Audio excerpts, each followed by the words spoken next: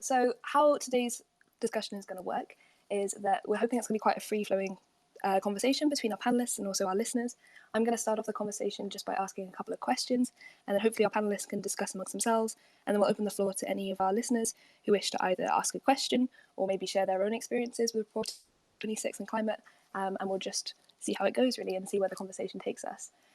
So if you would like to ask a question or contribute, you can request to speak, and myself or one of the other co-hosts will allow you to speak, or you can tweet to any of the three of us, so the Third Pole, Earth Journalism Network, or the Thomson Foundation, and we can read out your question for you. Just to say that this will be recorded, and we would like to post it on potentially on YouTube later. So if you would like to ask a question, we might have to contact you afterwards just to ensure that you're okay with that. Perfect. So I think we've had enough from me. So without further ado, my first question for the panel is, how can journalists make COP26 stories relevant for local audiences? How do you make people care about these issues? I think it might be interesting to hear maybe from Joydeep or Deborah first, as you're perhaps a little bit more experienced with covering COP26s, and then we can and then we can hear from our younger journalists as well. So up to you, who wants to volunteer to go first? Joydeep, do you want to start, and then I can come in? You go right ahead, Deborah. Well, I was actually going to say I'm very much a generalist reporter, so I'm coming at it from a completely different perspective, I suppose. And I think what is important is that we, at this sort of time, we tend to be overwhelmed if we're not careful by, or we overwhelm our audiences by COP26 and climate change and environmental issues over 2 weeks. And the danger is that they can become very detached, because it's obviously very politically focused, COP26, which is it has to be. But our audiences can get very easily detached and overwhelmed. So as I think that's where the local element and local reporting comes to the fore. I mean, we've just released some courses where we look at why every journalist now, at a local level, or whatever level they're working at, needs to examine the environmental element of the story, and then and in doing that, bring in the audience and discuss it with them, because there is often an environmental issue or a climate change element in every story now that we report on. I think that is important, that we're not only looking at the political elements and the grand plan that we have on an international level, but we have to make it relevant to us at a local level. I just remember being pulled in at one point, sport podcast it was actually, and they were talking about why a number of major football clubs in the UK were likely to have their grounds flooded because of the impact of global warming and climate change. Now, that's always stuck with me, and I think that draws the audience in. Then we can go into a lot more detail, but it's that initial, oh, hang on a minute, it affects me, that is important in our reporting. Yeah, I couldn't agree more. Absolutely. One of the things about covering these circuses called COP is that they are in a bubble of their own. And this is something that needs to be translated into layman's language, into the language of our audiences, as to how this matters to them, how climate change is affecting every aspect of their lives. Otherwise, there is absolutely no reason why our audiences will bother to listen, watch, or read what we are reporting from these conferences. And one of the problems I've had with climate change coverage overall for years is that it peaks in and around a COP, and then it tapers off for much of the year, which is unfortunate, to say the least, because climate change is not something that happens only in and around a COP. Its impacts are felt around the year, and it's always there with us, whether our audiences consist of policymakers or industrialists or farmers or fishers. And I think it's very important that we do not keep all our attention and all our efforts on climate coverage for the COP, but that we do this coverage throughout the year. So I think I'll stop here and see what my fellow panelists may have to say on this, or maybe what Lizzie wants to ask us. Thank you so much, Joydeep. Yeah, I think it'd be really interesting to hear from one of the other panelists, particularly those of you who are actually going to COP26. It'll be interesting to hear how you're hoping to make it relevant to local audiences and to people back home. Disha, would you like to go ahead? Yes. Lizzie, one of the first things I think is not all issues that are discussed in COP would be relevant to every country, right? So I think for me as a journalist, it's very important to understand the issues that are relevant to my country. So from the ground reporting that I have done in India, I know that air pollution is something that people are very concerned about, and they would want to know more. From my own perspective as a journalist, I have seen Indian women being disproportionately affected by climate change. So I would be very interested to see if women feature amongst any of the discussions. If women's health is one of the issues that we're looking at all in any of these conversations. And I think that when we write about issues that actually touch our home audiences and their day-to-day lives, they're automatically interested. In the past few years, I've found that people are very curious about climate change. They want to know what is it that they can do in their cities, in their communities to help. Sometimes people write to me asking, what is it that I can do? And is there a solution? So even talking about solutions that have worked in other countries and other cities that can have takeaway for my home audience, I think that would be also very relevant. And finally, I think that audiences connect a lot when your sourcing of your story as a journalist reflects diversity. So if you're only interviewing experts from developed world, it might not resonate so much with your home audience. But when they see local voices and experts from our respective countries and activists from our countries quoted, I feel like they connect more with the story. So as a journalist, those are the things that I'm mindful of whenever I'm covering any event, COP or otherwise, to make it more relevant to my home audience. That's great. Thank you, Disha. Isaac, I don't know if you want to build on that. Are you approaching it with a similar philosophy as Disha, or how are you planning on reporting on COP26? Yeah, I could just say what Disha said. So, exactly, these are also how I plan to approach the reporting on climate change. I'm going to, train my focus on solutions. So rather than just, we all know the problems of flooding and the rest, but what are some adaptation measures? What are some solutions by other countries that can be relevant to Africa and Nigeria in particular? So I'm going to look out for that. Also, interaction among journalists and also see how their coverage on what unique situations they had to confront reporting climate change, and also see something I can learn from their experiences. So this is just in addition to what the earlier panelists have said. Perfect. And just out of interest, what are the kind of key issues in Nigeria that people are interested in? So Disha mentioned for her and her readers, it would be air pollution, perhaps women being disproportionately affected. What kind of issues do you think your readers in Nigeria are most interested in? So the key issues for readers in Nigeria are issues relating to electricity, energy access. Electricity access is a key issue, and then issues relating to crude oil production. So there is a lot of arguments back home by some policymakers who are asking that Africa should be given more time to explore for crude oil because advanced nations have leveraged fossil fuels for development. And part of the arguments I understand the Nigerian delegation are going to make is that they should be given some time to leverage gas. The government is training focus on gas. So these are some of the issues that are critical to the Nigerian audience.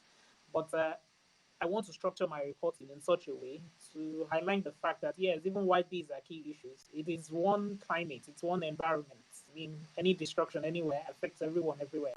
And Africa, even though the least responsible for climate change, it's vulnerable to the worst impacts. And that is why that argument should be moderated to reflect the unique circumstance the continent finds itself. That's fantastic. Thank you, Isaac. And Helena, I don't know if you had anything to add about how perhaps you would plan to report on something like COP26 or climate change more generally, and how you would make it relevant for your local audiences in Venezuela and perhaps Latin America more generally. So how do you work to make people care about these issues? Well, we have a bit of a different situation than developed countries because most people in our region don't even know what climate change is. And they don't because there are other priorities, right? That's what politicians argue, and that's what some groups argue, that we have hyperinflation, we have economic crisis. In the case of Venezuela, we have a complex humanitarian emergency. People are malnourished. So why is the environment important? And I think in this makes it all the more important to go hyper local because um, obviously climate change has a compounding effect on pre-existing crises, and Latin America, even with its hyperinflation, climate change is going to impact that and make it worse. So in the case of Venezuela, we really focus on going hyper local. And something that I've found that really works well is to collaborate with this and with the academic community, not only to source research and data and numbers, but to find interesting narratives that are compelling and emotional. Um, Research shows that people are drawn to emotional narratives, especially things that they can relate to. So, if we're able to go into the communities where our audiences are, ask what matters to them, and find these emotionally invoked narratives, then we really can enact behavioral changes. And in this way, scientists are key because they are at the forefront of climate change in a lot of cases, and they've dedicated their lives to it. So there's sacrifice and courage and perseverance and fear and optimism. All of that is great raw material for making great narratives and storytelling, and to make it more engaging. Um, and yeah, the science is unequivocal at this point. I mean, it's not really up to debate anymore after the last report. So if by I think really using the science, we can translate that and and get it to people where it matters. But we really are behind because we have to even start explaining why climate change is important in some cases. So it's quite a challenge, but we're getting there. That's great. I think it's really interesting to see how actually localizing the story can bring these really powerful, really major issues and make them relevant to people's lives, particularly in regions, as you say, where there's so much else kind of competing for people's attention. Before we move on to the next question, I was just wondering if any of our speakers had any reflections on anything that anybody said, or any kind of comments or questions yourself that you'd like to ask anybody. Deborah, did you want to ask something? Yeah, actually, I wanted to pick up on what Disha, what Isaac, and what Helena have all said in connection with that interconnectivity. And I think actually that's one of the really important things that will come out of COP26 for journalists. And that is the fact that when Disha was saying she looks to other cities to help tell her story, Isaac was saying he looks to, we are one climate, we're all vulnerable. Helena was talking about collaboration with scientists. I think one of the important things as journalists for us is that networking, the ability to work in the same way that data journalism is now done. That sort of collaboration is really important now for environmental journalists. And even just the coming together at COP to enable you to sort of talk to each other, to create those networks will benefit, I think, in future, because I think that's the key. We are deprived of resources on so many newsrooms now.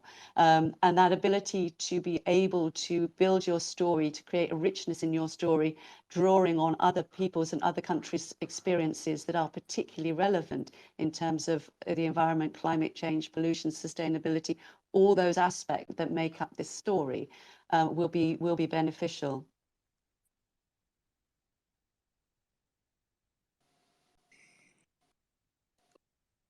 Oops, sorry, my mic was glitching there. Helena, did you want to comment? Yes, and about that point, it becomes all the more important because in the case of Venezuela and certain Latin American countries, migration has been such an important part of how our society has built its institutions. And so 20% of our population today is outside of the country. So we basically rely on these networks to be able to tell the stories because most of the times the research is not even in the country. We actually have to look outward. So yeah. And I actually had another question, I think particularly to Disha, because of something that she said. I guess that one of the challenges here is to express or communicate that correlation, right, between what our leaders agree on and what they sign at COP26 and what the effects that has on our countries, effect and consequence. So, for example, China that is having, well, there's a lot of uncertainty what the role they're going to play at COP is.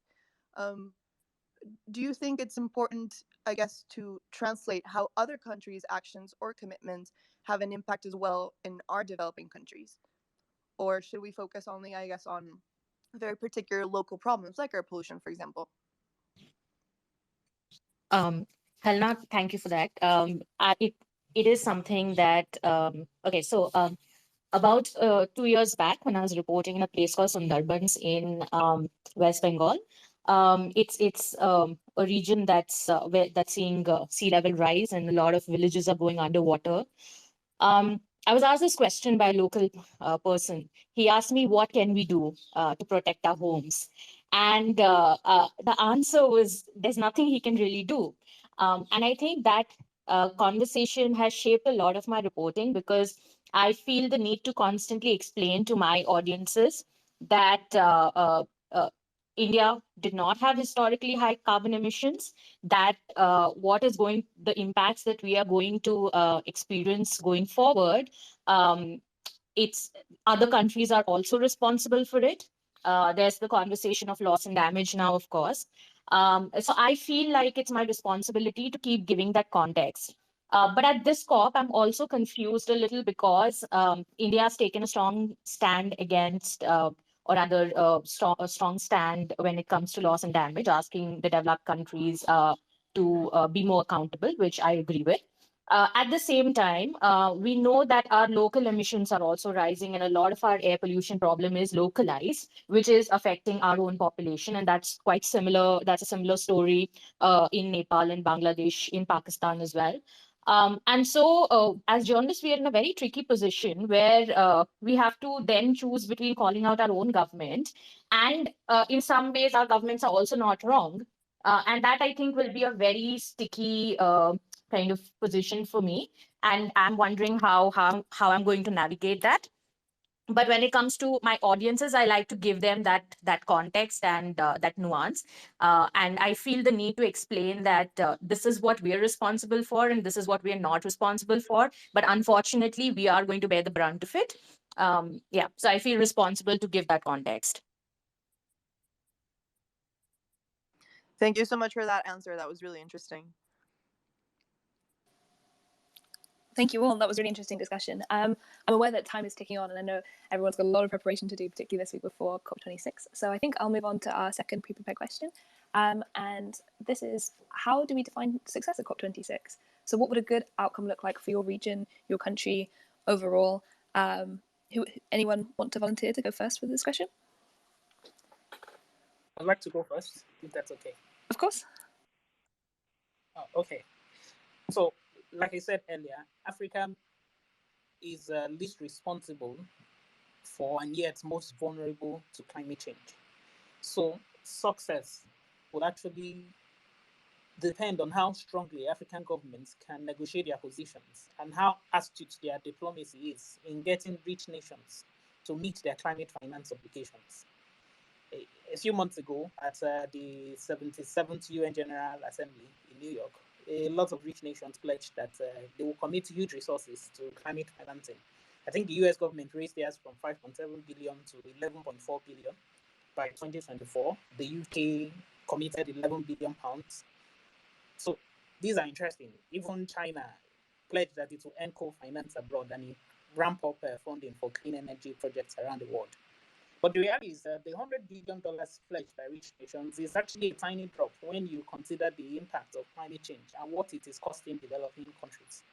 So success in the region will look like African countries setting their eyes on finding out exactly how these rich nations are committing to their pledges. African leaders also want to press to see that there is a vast increase in adaptation finance. It's currently at, I think, 25% of the total climate change climate finance. So they should urge countries to emulate a country like Denmark that has pledged to devote an equal amount of its climate pledge to adaptation and mitigation. Success will also be to the extent African leaders are able to demand clarity and transparency, because the current climate reporting measures are so opaque. It's actually hard for anyone to verify exactly how much countries are committing or actually paying to climate finance. And there is this confusion. Sometimes the overseas development assistance is confused as climate finance.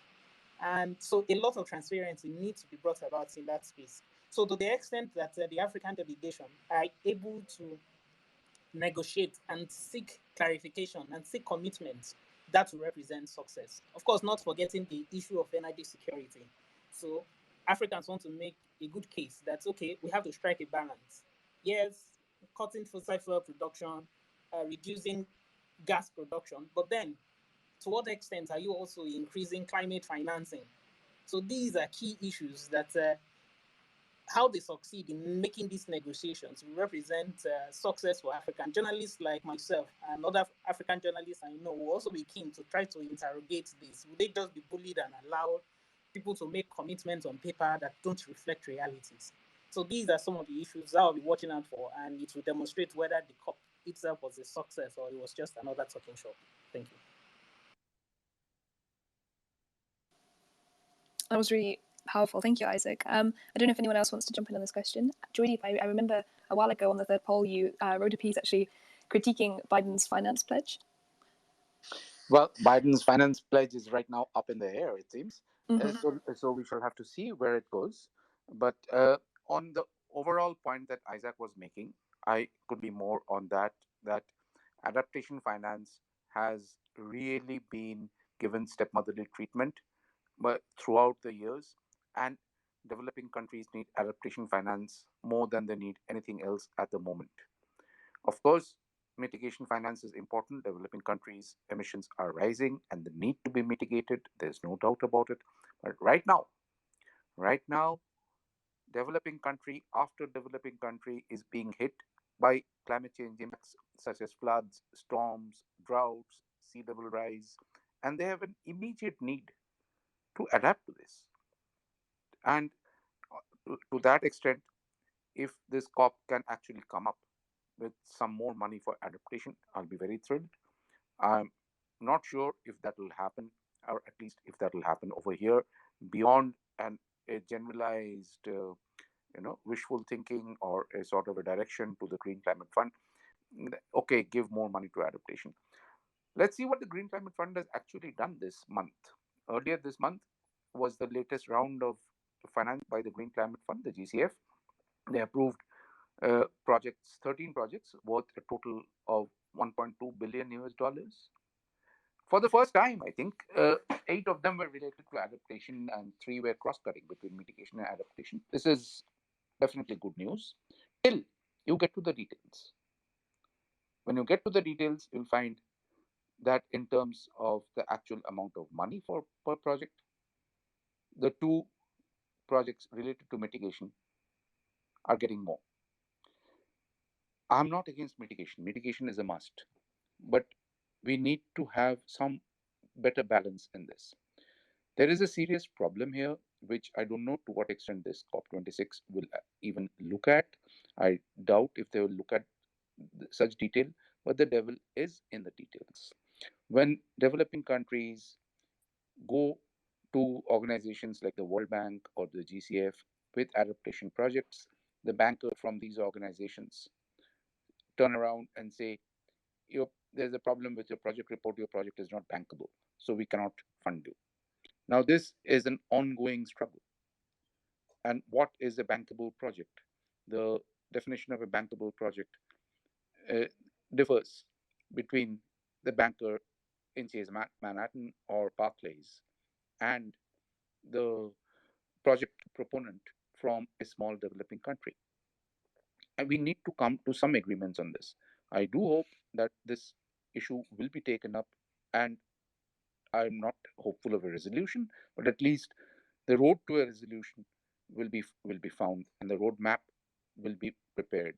Because unless this happens, we are going to be in a talking shop. Unless finance flows happen, we know the world cannot fight climate change. The world cannot control climate change with the current amount of finance flows that is happening. And in many ways, this is the crux of this situation. All these net zero commitments that we are listening to, all other pledges, whether through the updated NDCs or through political statements will come to nothing if the money doesn't flow.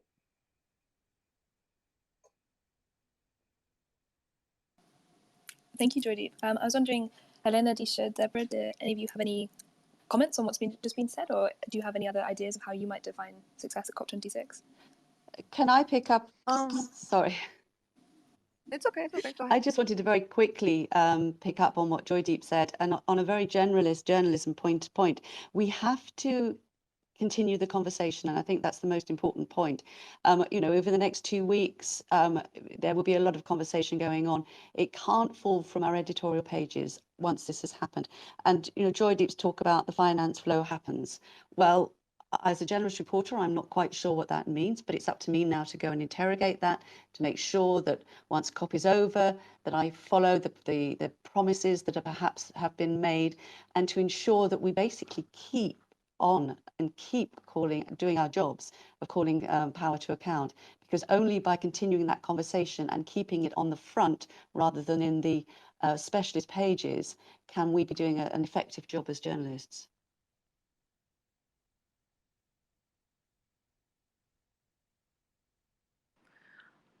To the point of keeping people accountable, I think for Latin America, South America, for Venezuela, a path success would include a path towards implementation, or at least some sort of accountability mechanism, because our institutional inherent weaknesses and corruption, like Venezuela is among the top 3 most corrupt countries in the world according to the Corruption Perceptions Index.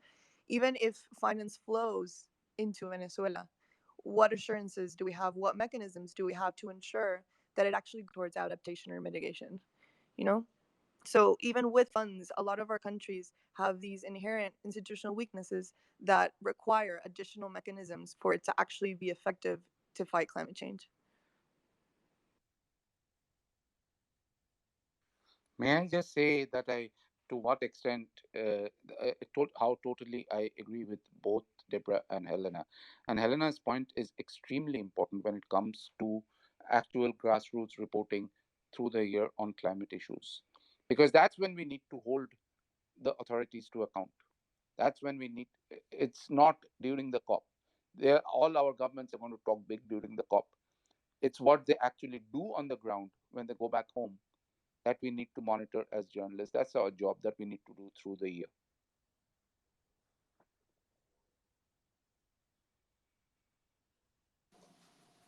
I couldn't agree more, Joydeep, and I think that that's something that this conversation that's taking place now is really important, because we've got journalists from all over the world listening in who are able to carry on that work.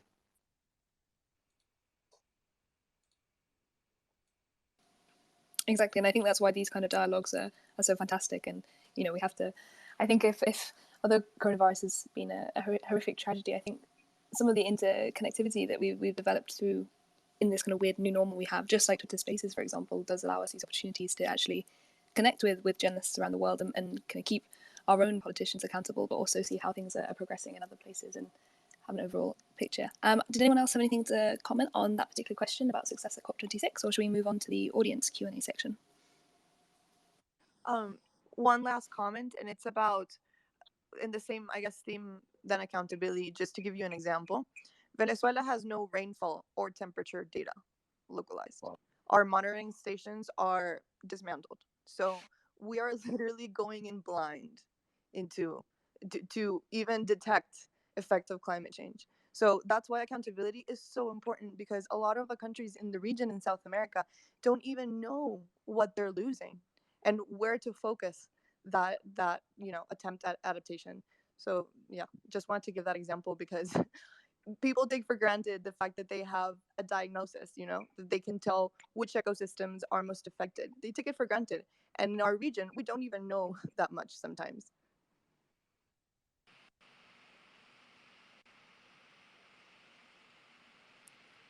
Sorry, if I may add to that, it's also the issue of some of the worst polluters who are not making appearance at the COP26. It's been in the news that Russia and China may not be there. The heads of their states may not be there. In fact, the UK Prime Minister yesterday was was not sounding very optimistic that COP26 itself will be a success. And so that's an issue going into the conference.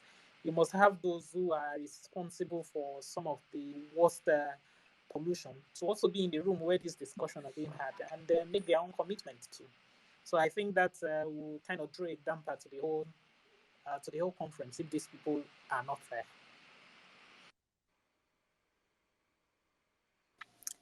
Joydeep, did you want to add something there? Yeah, well, I'm not sure if it would be very helpful to have any government out of that COP, because this is a fight that all governments, just like all people, have to fight together. So, yes, it's quite true that some countries do better than others. Most countries do very badly, and some do even worse. But to bar anybody or even think of course, I'm not talking legally, because legally under the United Nations system, you cannot bar a country. But even morally, I think it would not be helpful to keep anybody outside the room.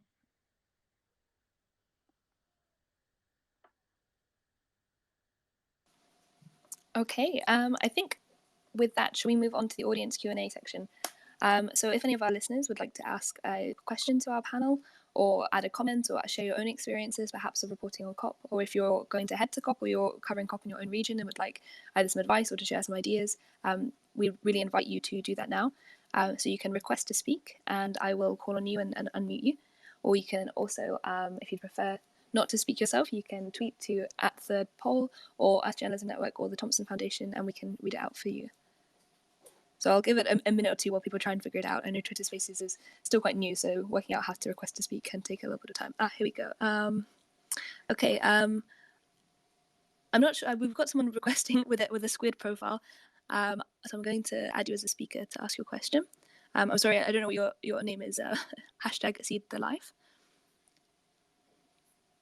Okay, they're just connecting.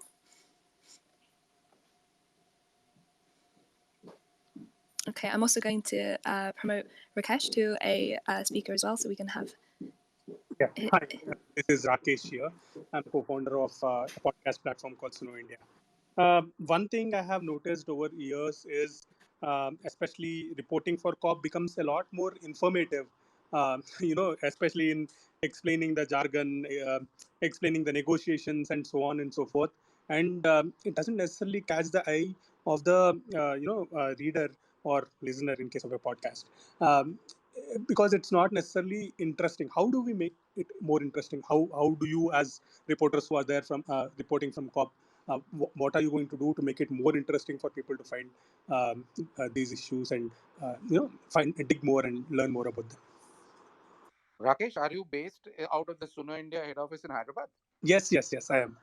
Okay, then if you are running a story on the COP, if a podcast on the COP, I would very strongly suggest that you talk first about the heat wave deaths in Hyderabad, in and around Hyderabad, and how that is related to climate change. I would very strongly suggest you talk about the sudden flooding of Hyderabad airport and Tank Band last year, and how that is related to climate change. And then you talk about how in COP26 is supposed to be doing things that will help reduce these problems or control these problems, and whether that's happening or not happening. That's how I, as a reporter, look at it. Thank you. I agree with Joydeep there. It's very much how it's affecting you. First of all, it's very difficult being a reporter at a conference, sitting in a room with a lot of experts or a lot of politicians and trying to relate it to where you come from or just everyday life. So having something to explain it that people themselves are experiencing gives that context, and suddenly they think, oh, hang on a minute, maybe COP26 is important. Maybe it's something I should be caring about. Maybe it's something I should tune into or be interested in and then follow up on. And that sort of makes it important. Getting interested in politicians speaking is always very, very hard. So you have to build that engagement around them. Otherwise, you get a real switch off.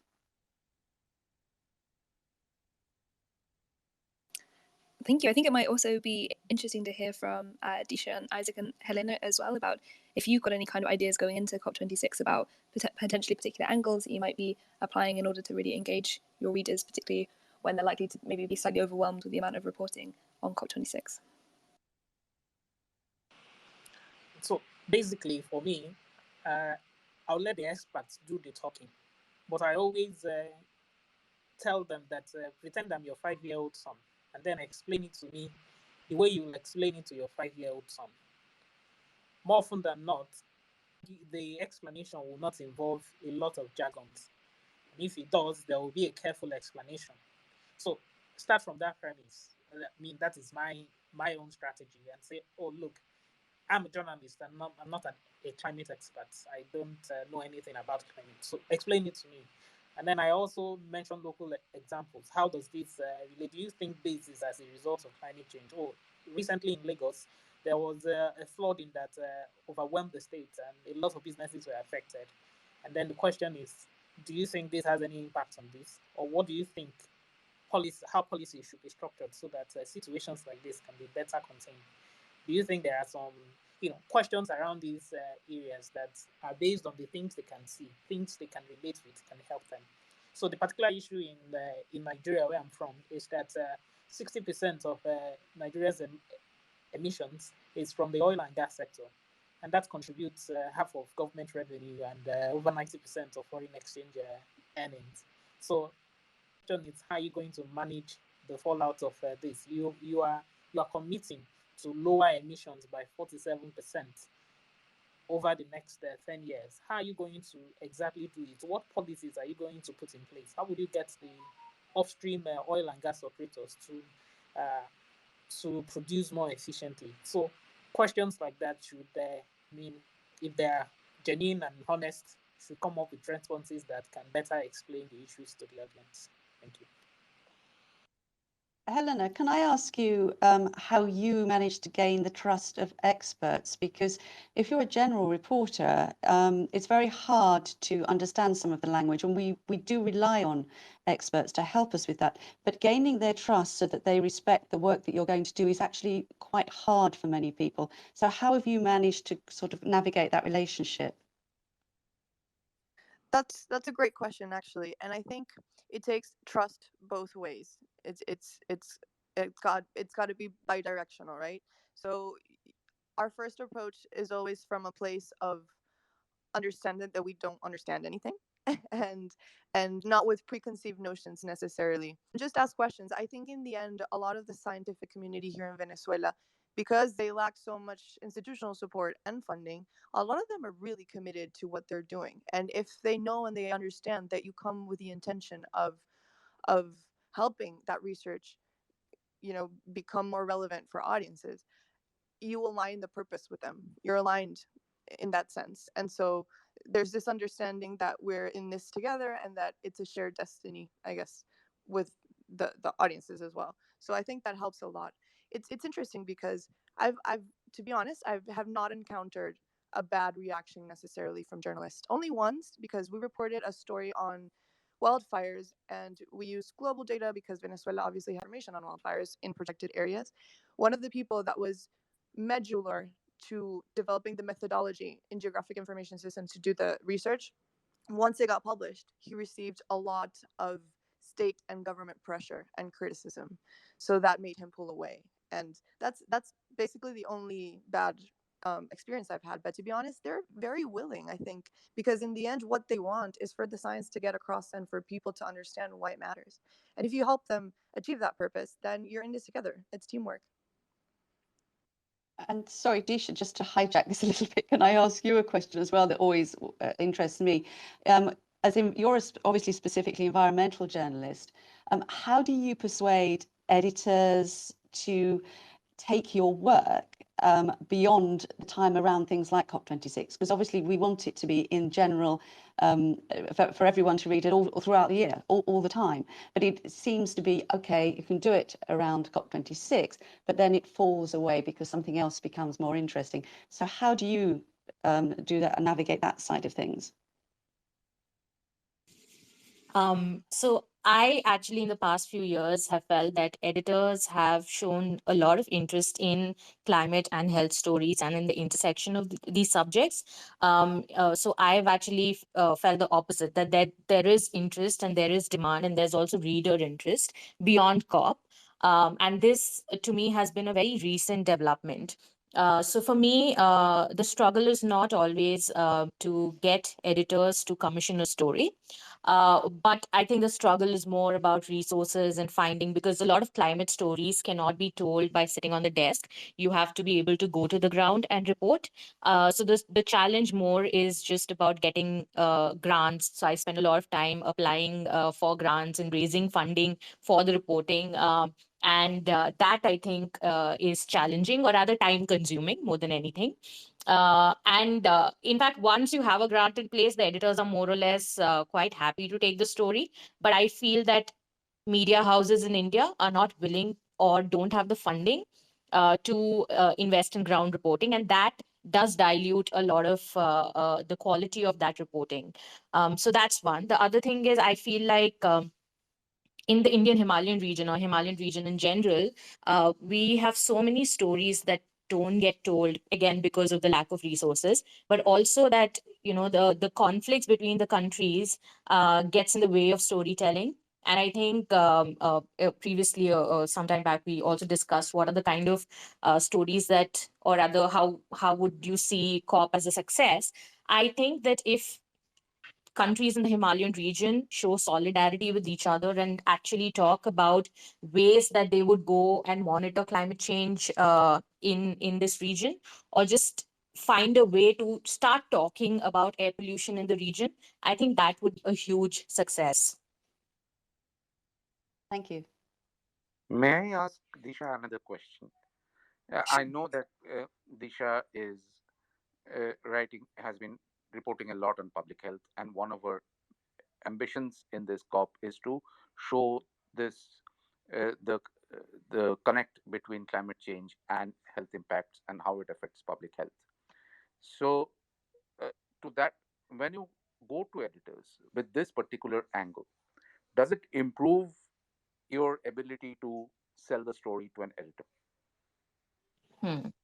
I think that editors want a nuanced understanding of the story. I just only feel that editors, if you're working for publication full time, then editors don't have probably the resources to invest in these stories. I would just say that they take the stories, but they don't want to fund these stories, which is why the only option to actually do these stories is to be an independent journalist.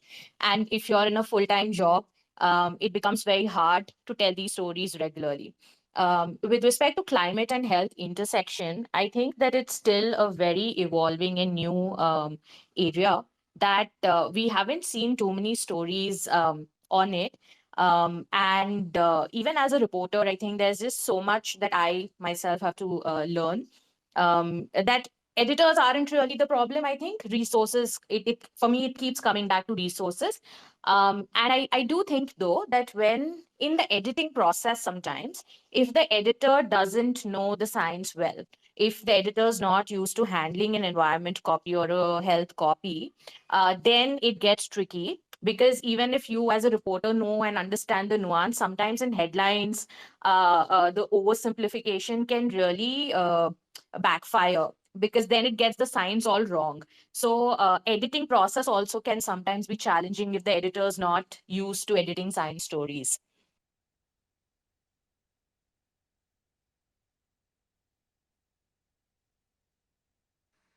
Important point. Thanks for pointing that out, Disha. Yes, thanks, Disha. So we have another speaker who's just joined. Apologies if I'm pronouncing your name wrong. Pato, you've been waiting for some time. Would you like to ask your question? Hi everyone, my name is Prodavinci from Botswana, and I host the Sustain 267 podcast, which is exclusively African voices on climate change and environment. So my question, going back to COP, sorry, I missed a bit of the of the session. I hope this wasn't answered. My question is, how do we push African voices within COP to the front?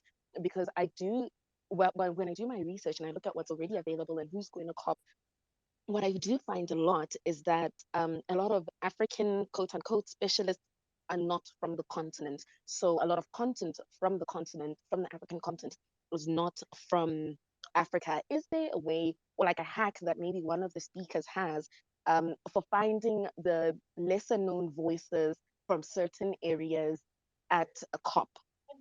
And yeah, thank you so much for this very informative session, everyone. Great question. Would anyone like to go first on how you can, at a COP or another big international conference, how you can find these perhaps more marginalized or less prominent speakers?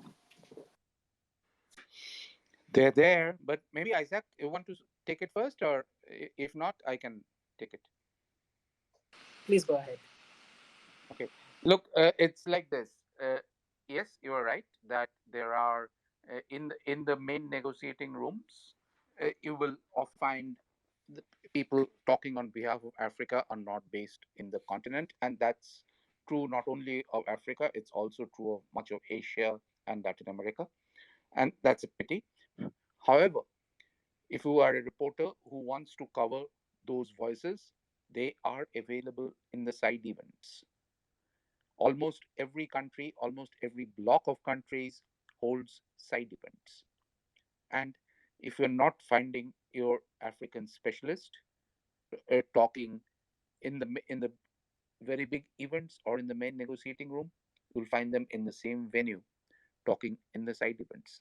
So it's very important while covering a COP to plan your day according to your audience preferences, and then you'll know where to look for those people you are looking for.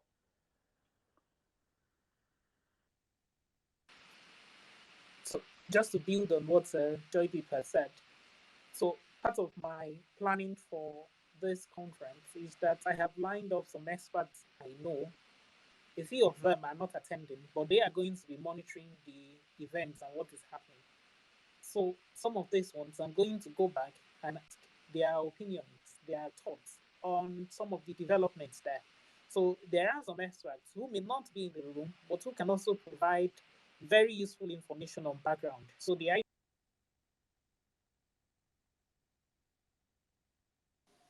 Oh, I think I just lost Isaac. I don't know if that's me or if everyone else is having the same problem. I can't hear Isaac right now. Okay. Yeah, Isaac. Unfortunately, we can't hear you at the moment. I don't know if you can hear us.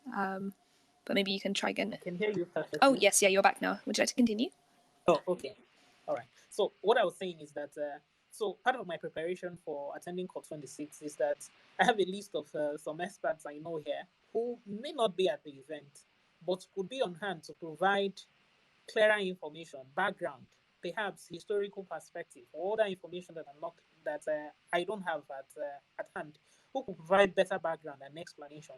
So even though they may not be in the room, they are still relevant. Some of them had attended previous COP, and some, because of coronavirus or other issues, they are unwilling to attend now. But they are still useful. They follow the conversation, and they will still become valuable resources. So we can also explore that. That's the point I'm trying to make.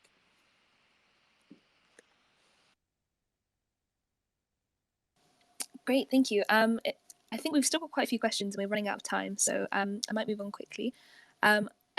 Again, I'm not sure of your name, but your Twitter username is #SeedTheLife, with a picture, I believe, of a squid. Did you have a question you'd like to ask? Thank you. My name is Ramla. Can I be heard? Yes, yeah, we can hear you. Thank you. I don't have a question. I have an input to make. Can I do that? Yeah, please go ahead.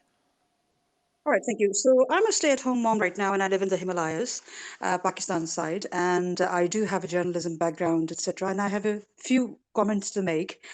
Just some random points that came to me while listening to some of the input. I joined about 15, 20 minutes ago, so I've missed on the earlier part.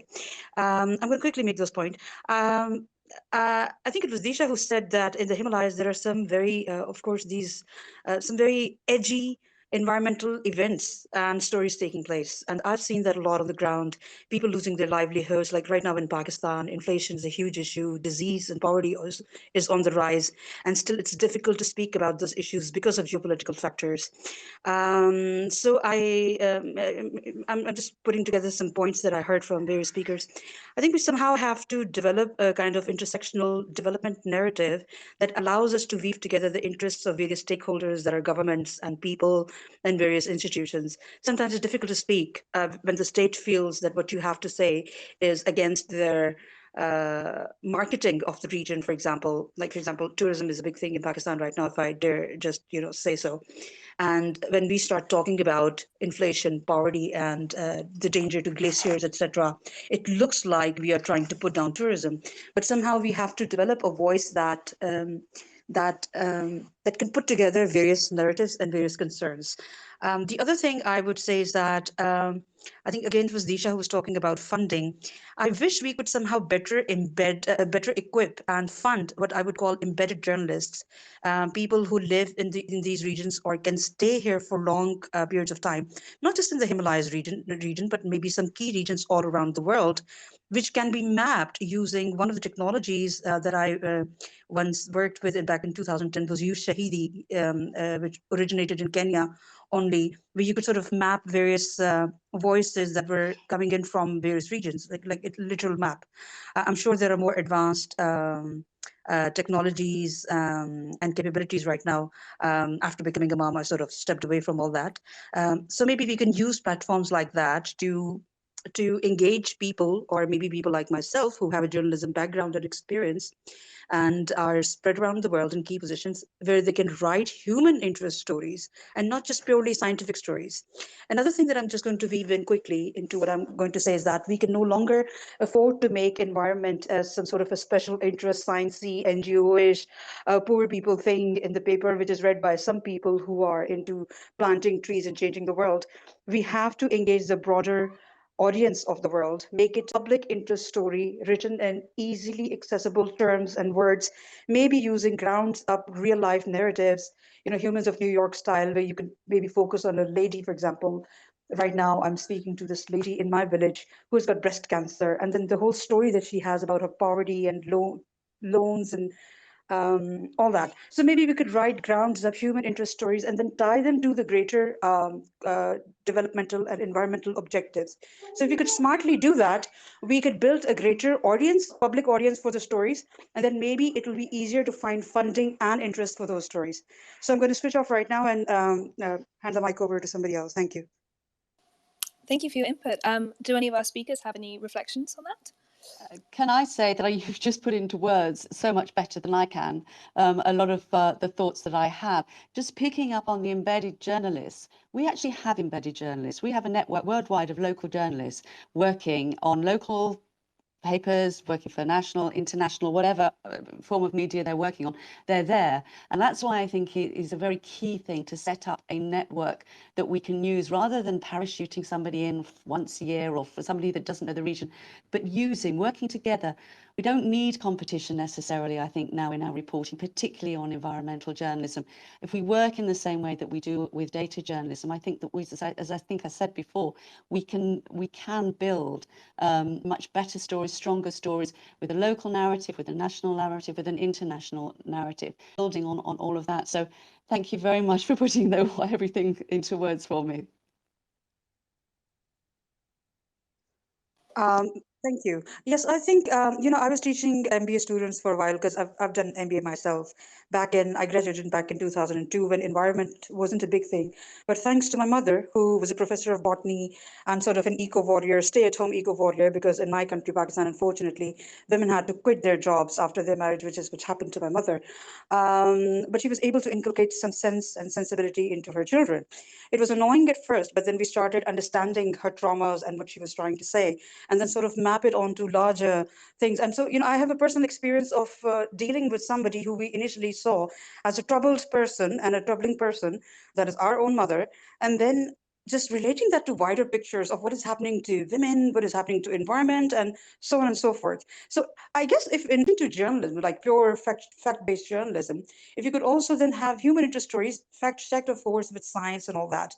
And then, as you said, Deborah, have collaborative rather than competitive approaches, because this is a time for collaboration, if I may sort of jump ahead and just get to the point. This is a time for collaboration. I've written about it in a publication called Triple Bottom Line in Pakistan, a special interest publication, alas, so it couldn't reach wider audience. So yeah, that's all I have to say, that we have to make these human interest stories. Only yesterday I was meeting some friends who came in from down country up north to uh, here to the north, to Himalayas. And I was telling them what I have seen, and they were fascinated. They say, we need a session with you. I said, yes. And I desperately want to tell these stories, and there's much more to say. And the locals are my source. And so this is what's happening around the world. That's all I have to say for now. But thank you. Thank you for handing me the mic. No, thank you. That was really interesting. I am aware we're going slightly over time already now, so if any of our speakers do need to drop off, please feel free to leave and resume the rest of your day.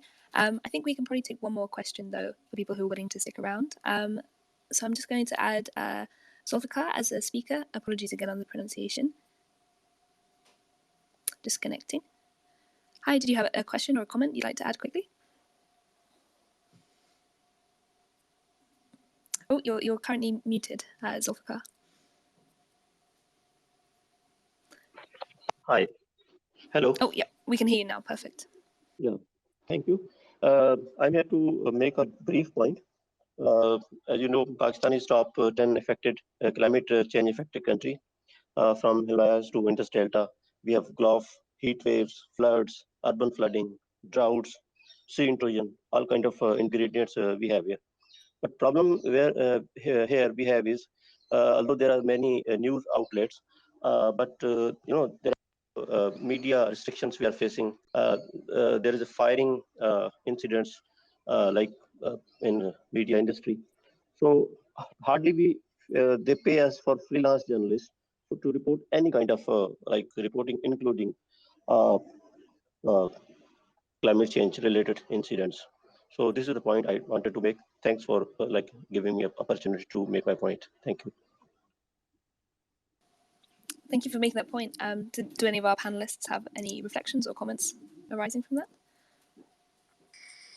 Look, I'm quite aware of that. There is a problem doing such reportage in Pakistan. There is a problem doing such reportage in so many other countries. There is no. I'm not suggesting that we all be heroes, but I think it is important, if we are passionate about our profession, to push the envelope to the extent we can. And now, one advantage we do have in today's world is that the media outlets are numerous. If the traditional media outlets of newspapers and network TV are not available, then the web is there, even in the form of a personal blog. I do know people whose purely personal blogs have proved so successful that it's actually led to impact in terms of policy making. So my only response to what I've just heard is, yeah, be careful, but don't despair. There are ways you can do it. Thank you, Joydeep. Monica, I see you've just requested to speak. I was wondering if you wanted to add anything. Yeah, thank you so much. I actually have a question. It might sound a little mean as a journalist right now because everybody is talking about so wonderful things. So I'm an independent journalist, and this would be my first COP that I'm going to cover. I just wanted to understand a few things from the more experienced journalists here. Like, what should I be following? Because I know that I'm going with certain ideas and stories in my head, but I'm also aware that there will be a lot of information that will be coming to my way. And how should I be focusing, and how should I be managing all of this information to make sure that my stories go as I plan them to go? And also, like, I also would want to gather some new information, some new story ideas at the ground. So, like, how do I make balance between these two things? And also because as an independent journalist, it's a bit tricky for us because there are going to be more experienced journalists and also journalists coming from dedicated media houses.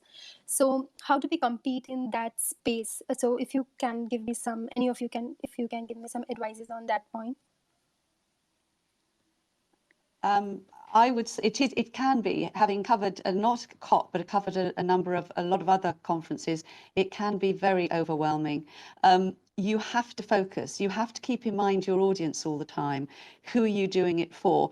You can be diverted by news stories that will be happening around you, but you always keep in mind, what am I doing it for? Who am I doing it for? The basics of journalism, actually, that we've all been taught, really. So it's that focus of where do I want to place the story? Who is it for? What story do I want to tell? And then perhaps weave in the developing stories that are happening, but always be focused on your audience, if you can, because there'll be people saying, oh, have you covered this? Have you been there? Have you been there? Have you been to that conference room? Have you done this? Have you done that?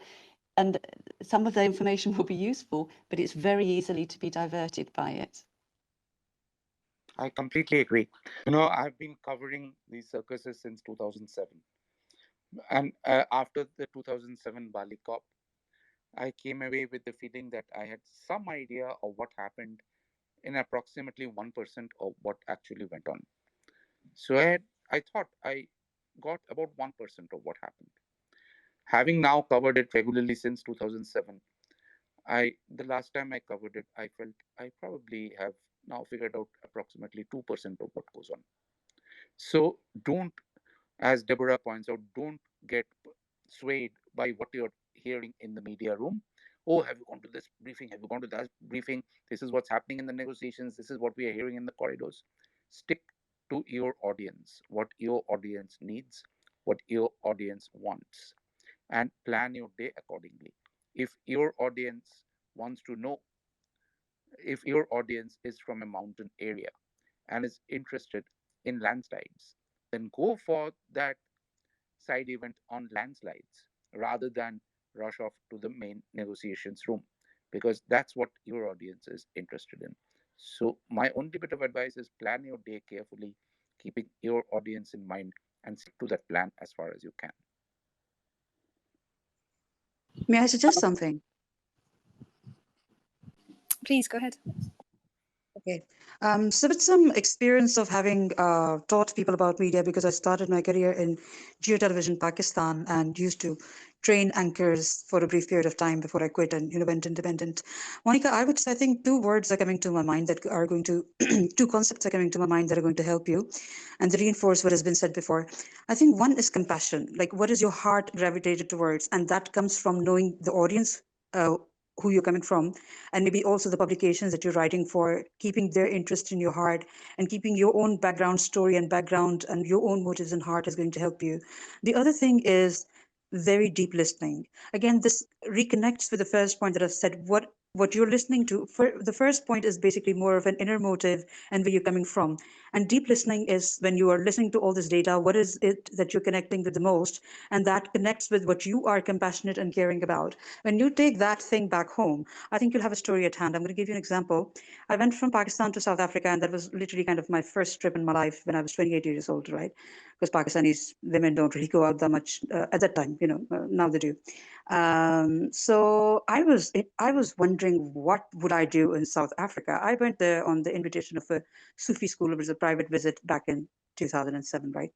So I was like, I wanted to go to Kruger National Park, and I wanted to go and check out Nelson Mandela's initiatives. I think there was an organization around that. I wanted to go and visit slums, etc. What I did was that I kind of sort of calmed myself down and said to myself, let's see what I'm going to see. And this is what I ended up with. I did go on a visit of townships that are the slums of Africa. And what I noted, because I had a background in MBA, and I was, even though I wanted to switch on to the development sector, I just couldn't make that jump because I was unfortunately, very successful as an MBA. So I couldn't easily jump to the development sector without people saying, hee haw, what are you doing? So when I was visiting the townships, I noted that some leading companies, like, for example, Revlon, etc., had done partnerships with these slum saloons that were really kind of downtrodden as compared to like a proper Revlon saloon, partner saloon or something. And I took photos of that, and I took photos of some systems. I don't know remember the proper name for it now. And I said, here in Africa, these big brands and companies are partnering with the slums and fortifying what we call the bottom of the pyramid. Whereas in Pakistan at that time, the managers and middle managers were still focused on being more posh. So I brought that story home and got that published in Aurora magazine, which is a marketing-related publication of Dawn, the English newspaper, the leading English daily of Pakistan. And it was a breakthrough at that time because people were not really talking about caring for the bottom of the pyramid and poverty, etc. But I got my marketing angle. The other thing that happened to me was that while I was visiting these Sufi people and places, I went to a Sufi retreat and I pulled out an organic tea from their shelves. Now, at that time, and still in Pakistan, you cannot get like really original organic teas. There are some brands coming up now, but not many brands which are like built from the ground up. Anyway, so I pulled out this box of Lipton hibiscus tea, and it was like original hibiscus. In Pakistan, still, if you go for these big brands like Lipton or something, you will not get original hibiscus in it or original lemongrass in it. You will get the flavor of hibiscus or lemongrass in it. So I split open, I think, one of those tea bags, and I took photos of that, and I ended up developing another story for Aurora, saying, over here, look, they have an organic things market. I remember that was 2007, 2008. Now we've come a long way since. I actually have my own little shop here in the Himalayas. So you can come back with these kind of stories when you match your compassion with your deep listening and your keen observation and have something at hand to sell and really arouse interest.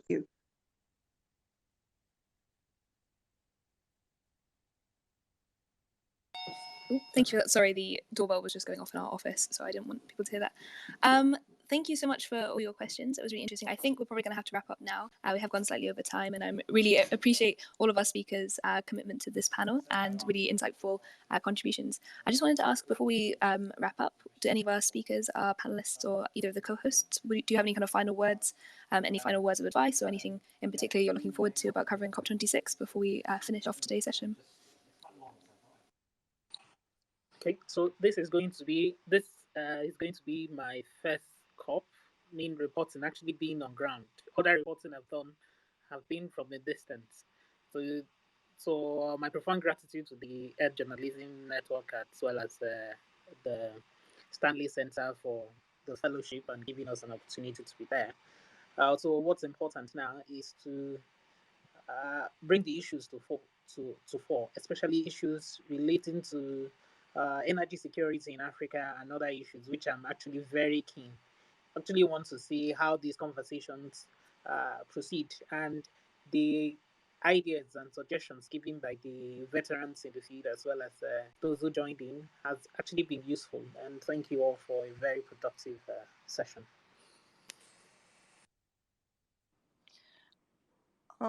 As the least experienced journalist in this amazing panel, which by the way I'm honored to learn from all of you, it's been so interesting. I guess one thing that always helps is to keep in mind that journalism is a public service, and therefore we always have to keep asking ourselves every day, what does my audience need? What would help my audience? And to get close to them and to understand what's life-changing for them. And in that sense, our first responsibility is towards the audience, and I guess the second responsibility is towards the story. And that's why I guess a recommendation would be to keep flexible as a journalist in the way we tell stories, in the angles, in the objectives, in the way we investigate, in perhaps adding data or not data, and perhaps using photography or video, perhaps going into, I don't know, Twitter Spaces or Instagram, or just keep flexible in that sense, and specialize, understand the science. That's a challenge in our time because a lot of media aren't really don't have the resources to pay specialized journalists on certain beats, as Disha was saying. But yeah, just keep in mind that journalism is a public service and that we're here to serve people. That's it, and that's what matters, I think. As a fellow independent journalist, I'm also going to respond to the question Monica had asked earlier. I think that being an independent journalist allows us the freedom to not focus on the breaking news and to be able to focus on niche subjects that we might be interested in. So I think at COP, a lot of us can take the time out to just focus on certain areas rather than trying to do everything, and focus on areas that other journalists might not have the time and bandwidth other journalists who are representing media houses might not have the bandwidth or the time for. So I see this as an opportunity to tell stories about, let's say, women, indigenous communities, health for sure, or any other areas that other mainstream journalists might not have the time to tell. And so I'd say that there would actually be very less competition while trying to tell these stories. There will be more competition trying to tell breaking news stories, and I think there is no point trying to be in that zone and trying to compete there. But I'd say that this would be an opportunity for independent journalists like us to focus on subjects other people might miss out on.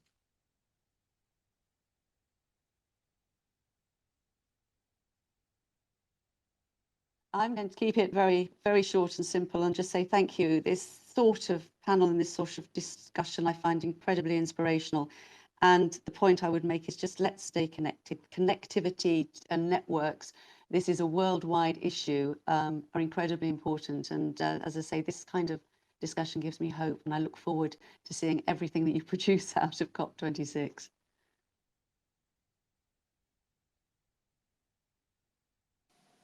Thank you, Deborah. I just think it's Joydeep left. Joydeep, is there anything you'd like to say?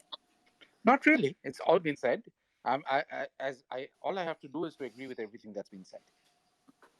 Perfect. As a Journalism Network, would you like to say anything? I've seen you unmuted.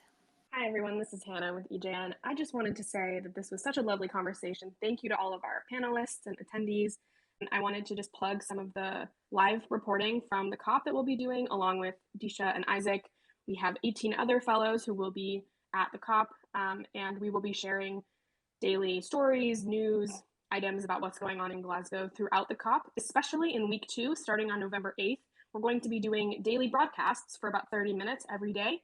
These might be Q&As with some of our fellows about what they're up to, our trainers, and also some surprise speakers from the conference who can shed some light on what might be in discussion.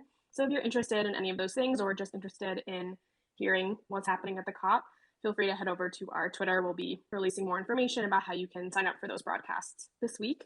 And again, thank you all so much. This was really great. Thank you. That sounds amazing. I'll definitely be tuning into those. And yeah, I'll take this opportunity to plug the third poll a little bit. We have produced a lot of pre-COP content already, so you can visit our website or our Twitter page. Today we released a piece on Pakistan's reliance on coal. And we also have quite a lot of explainer pieces. Joydeep also published a piece today about blocks, so explaining the different blocks that are going into COP26. So if you would like a little bit more background information, please do visit our website and stay up to date with our Twitter and our social media, as we will be posting throughout the conference as well. I think that pretty much sums it up. Thank you so much to all of our wonderful speakers. All 5 of you were so interesting, and yeah, as people have said, it was very inspirational to hear the perspectives, but all people working towards the same goal. And thank you to Earth Journalism Network and the Thomson Foundation for pulling this together and inviting some wonderful speakers. And thank you to all of our listeners for tuning in and being part of this really valuable and important conversation. So yeah, please make sure to follow all of our speakers and our partners and stay up to date with what they're doing during COP and beyond. Okay, so without further ado, I think I'll end the space. And yeah, thank you all to everybody.